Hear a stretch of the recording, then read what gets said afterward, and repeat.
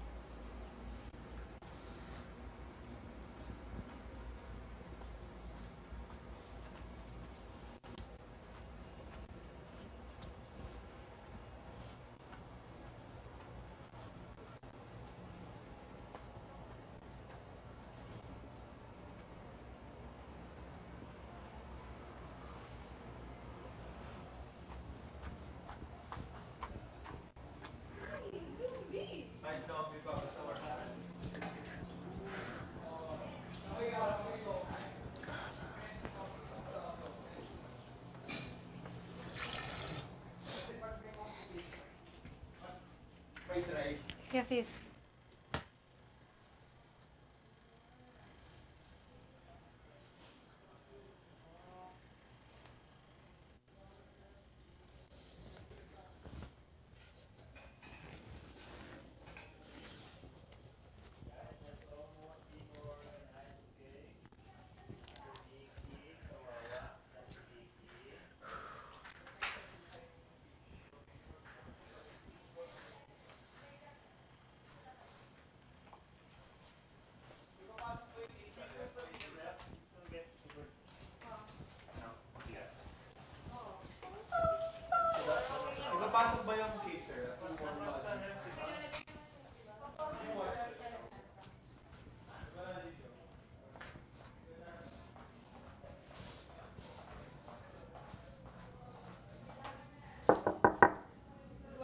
the explanation sa camera, Sweating abs. Makikita siya kapag galit. kapag ginaganon. Pag ginaganon gano'n. Pag naipilit. Feelings? Shagura, shagura. Shagura, shagura.